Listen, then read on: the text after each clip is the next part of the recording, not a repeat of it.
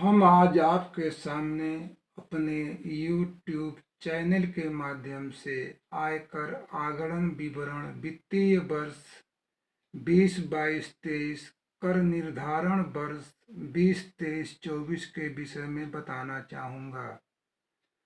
आप अपने आय पर आयकर की गणना स्वयं करें। यदि आप आयकर दाता नहीं हो तो भी जानकारी रखें तथा किसी के द्वारा गुमराह किए जाने से बचें। मुझे भरोसा है यह वीडियो एक बार पूरा देख लेंगे तो कोई दूसरा वीडियो नहीं देखना पड़ेगा। मेरे चैनल का नाम स्मॉल में SORAV हेल्प सेंटर 369 है। आयकर गणना का प्रारूप आपके सामने प्रस्तुत है। पूर्ण कंप्यूटराइज कराने के लिए मोबाइल व व्हाट्सएप नंबर 94 516 20 1 81 व 87 65 24 03 91 तथा ईमेल ID स्मॉल लेटर में SORAV0369@gmail.com पर संपर्क करें। आयकर गणना का प्रारूप आपके सामने प्रस्तुत है। ध्यान लगाकर देखें, समझें व सुनें।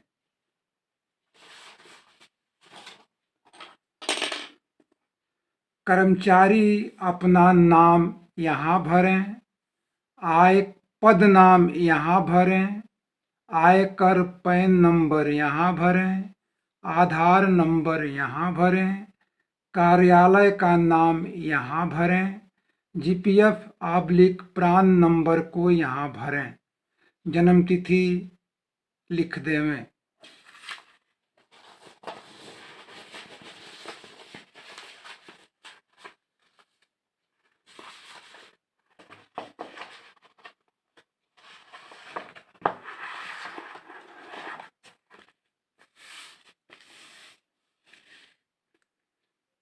मार्च 22, अप्रैल 22, मई 22, जून 22, जुलाई 22, अगस्त 22, सितंबर 22, अक्टूबर 22, नवंबर 22, दिसंबर 22, जनवरी 23, फरवरी 23, बोनस 20, 21, 22, महंगाई 31 से 34%, महंगाई 34 से 38% व अन्य यदि कोई वेतन रुका हो या एरियर बना हो तो इन दोनों लाइनों में चढ़ा देवें।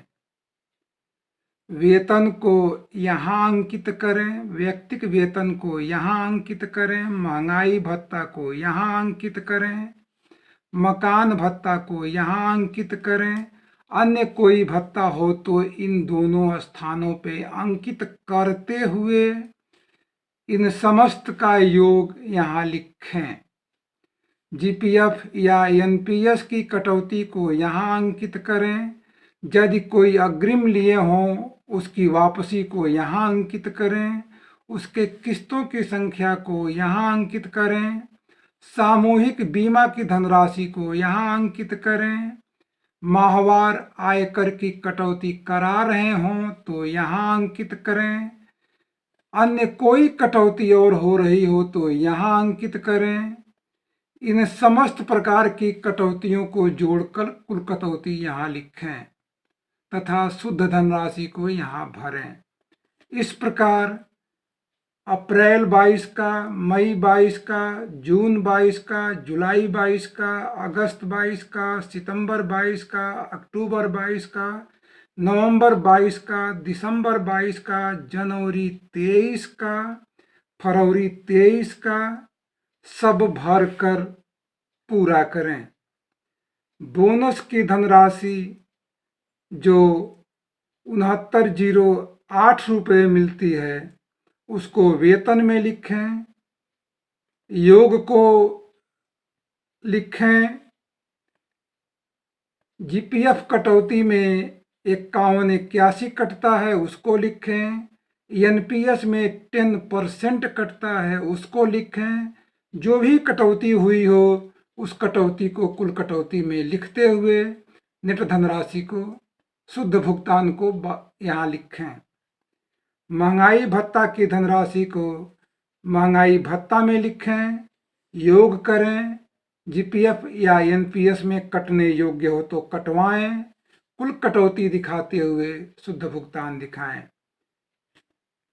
अन्य जो भी एरियर बना हो उसको यथास्थान कॉलम में लिखते हुए उसका योग करें।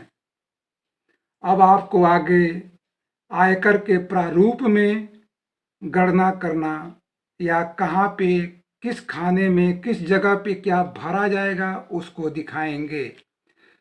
योग के कॉलम में जो भी धनराशि लिखी गई हो उसको जोड़ें। एनपीएस या जीपीएफ की कटौती को जोड़ें। आयकर की कटौती को जोड़ लें। सामूहिक बीमा की धनराशि को जोड़ लें। योग में जो कुल योग आया हुआ है उसको वेतन से कुल आय में लिखें। पेंशन, ब्याज या अन्य स्रोतों से यदि कोई आय हुई हो तो उसको यहाँ लिखकर दोनों को यहाँ लिख देवें। यह समस्त स्रोतों से हुई आय होगा। मानक कटौती के अंतर्गत कर्मचारी 50,000 रुपये का छूट ले सकता है।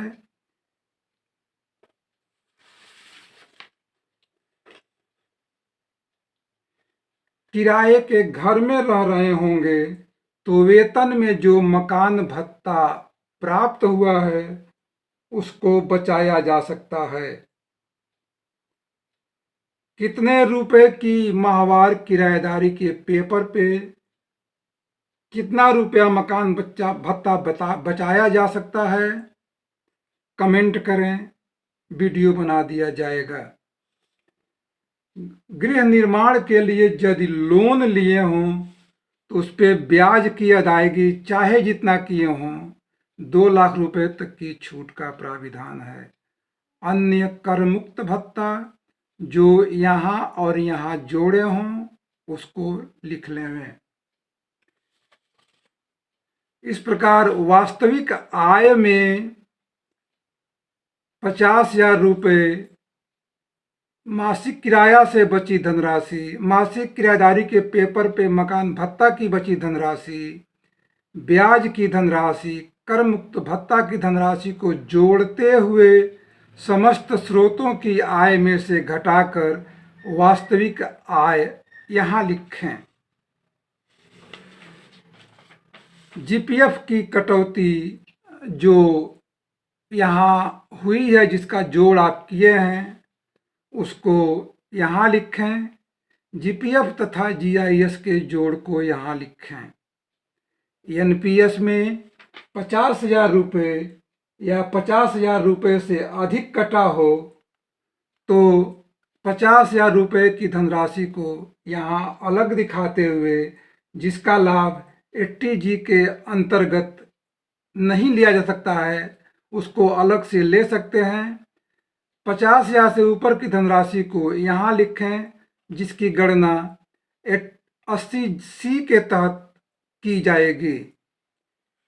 एनएससी या पीपीएफ में जो निवेश किए हों उसको यहाँ अंकित करें।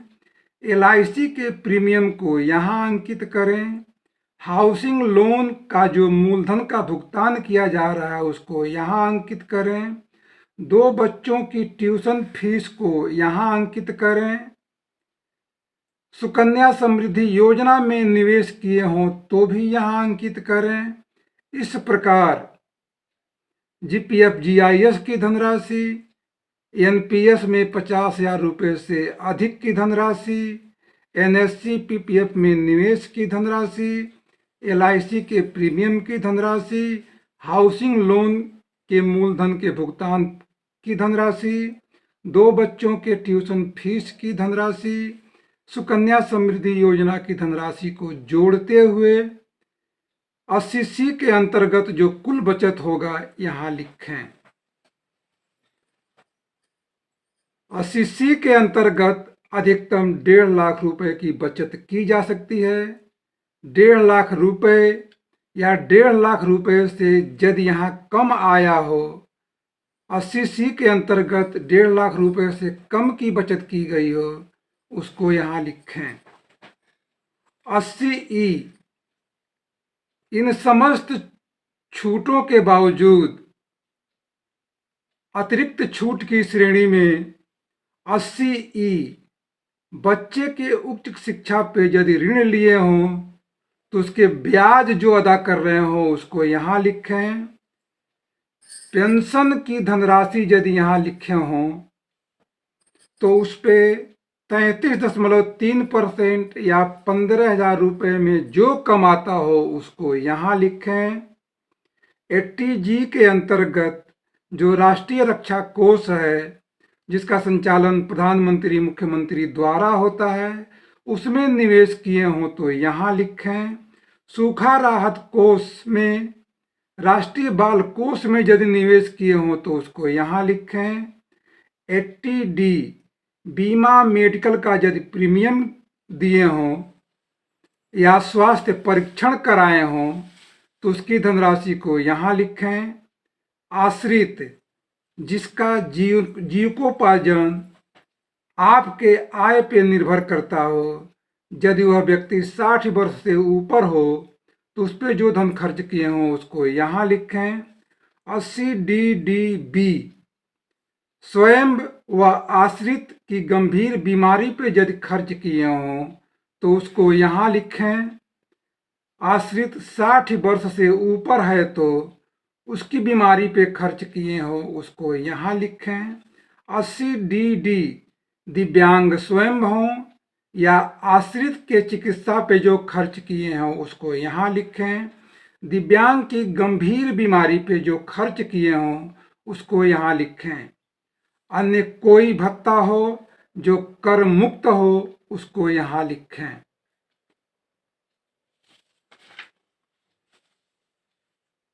कर योग्य आय निकालने के लिए यहाँ से लगायत यहाँ तक के जोड़ को एकत्रित करें।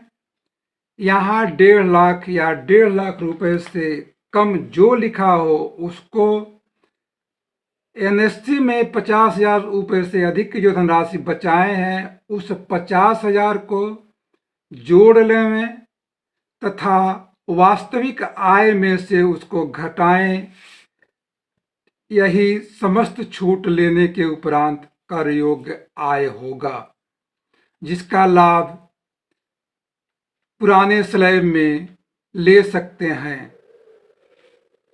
पुराने स्लैब में टैक्स की गणना करने के लिए कर योग्य आय यदि 2.5 लाख रुपए तक होगा तो उस पर किसी प्रकार का टैक्स नहीं बनेगा, 0 टैक्स आएगा। यदि कर योग्य आय 5 लाख रुपए से अधिक हो तो यहाँ 5 लाख रुपए लिखते हुए 5 लाख में से 2.5 लाख घटाकर 2.5 लाख रुपए पे 5% की दर से 12,500 रुपये कर बनेगा, उसको यहाँ लिखें।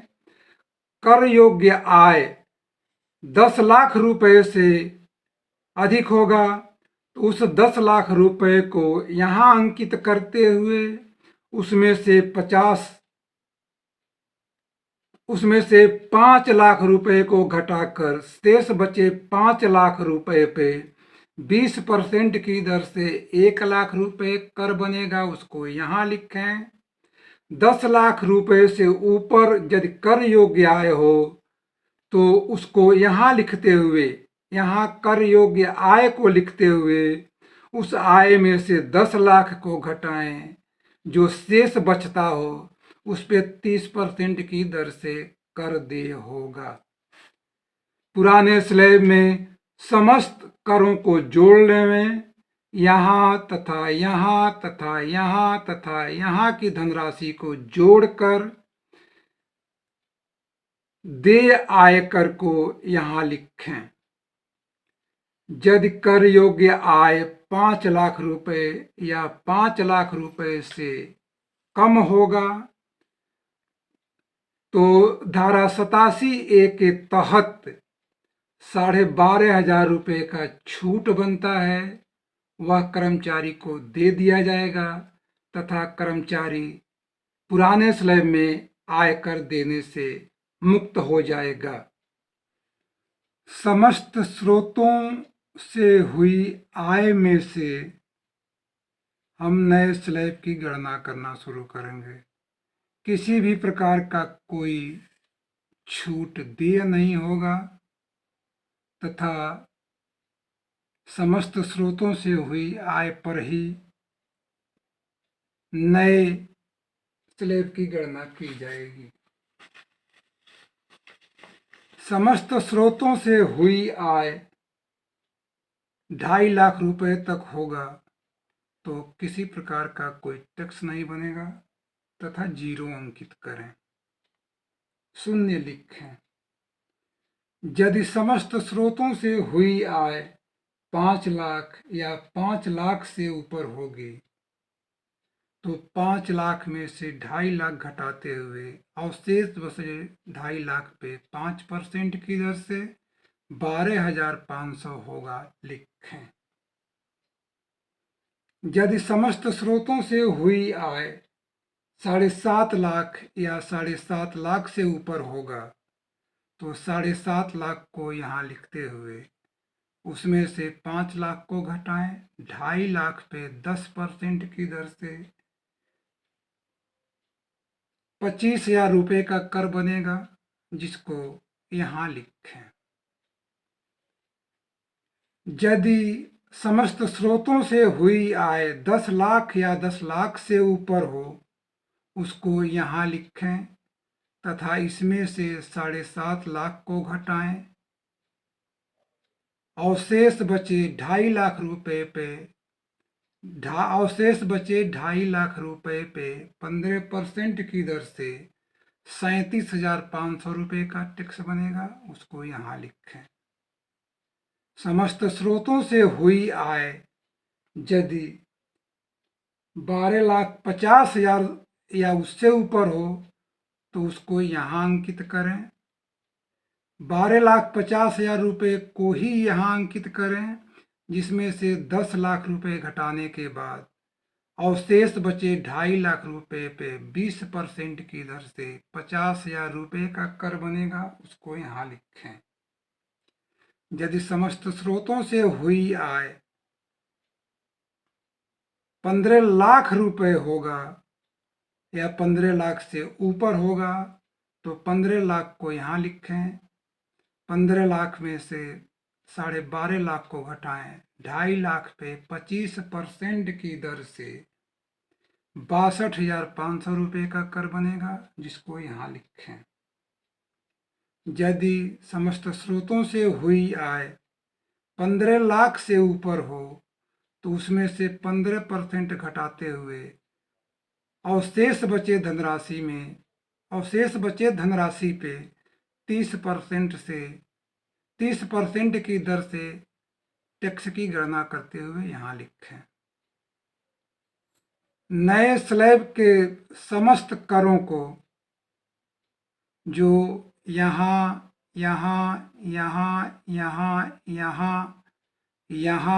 और यहाँ लिखे हैं उसको जोड़ते हुए यहाँ लिख देंगे। इस साल 2 प्रकार के स्लैब की व्यवस्था की गई है। कर्मचारी दोनों स्लैबों में जिस स्लैब में धनराशि कम आई हो उसका चयन कर सकते हैं। पुराना स्लैब का धनराशि यहाँ पे अंकित है, नया स्लैब का धनराशि यहाँ पे अंकित है। दोनों धनराशियों में से कम धनराशि का चयन करें और उस पे 4% का शिक्षा एवं स्वास्थ्य उपकर की गणना करते हुए यहाँ लिखें। दोनों स्लैबों में आई हुई कम धनराशि में 4% को जोड़कर यहाँ अंकित करें, यहाँ लिखें जो इस साल का समस्त आयकर होगा। जनवरी 23 तक जितना भी आयकर का भुगतान किए हों जो यहाँ अंकित होगा या अंकित करके उस धनराशि को यहाँ भी लिखें।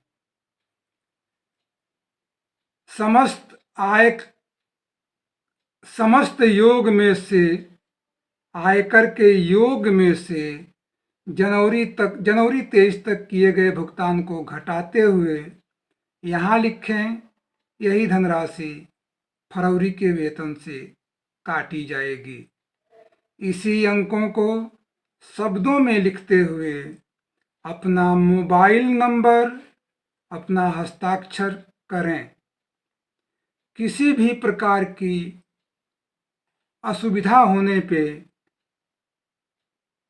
Mobile WhatsApp number 94 516 20 181 87 65 24 0391, email ID small letter में sorav0369@gmail.com पर संपर्क करें। आपने अपना बेशकीमती व बहुमूल्य समय इस आयकर को समझने व सुनने के लिए दिया। इसके लिए हम अपने चैनल स्मॉल लेटर में SORAV हेल्प सेंटर 369 की तरफ से धन्यवाद देता हूँ।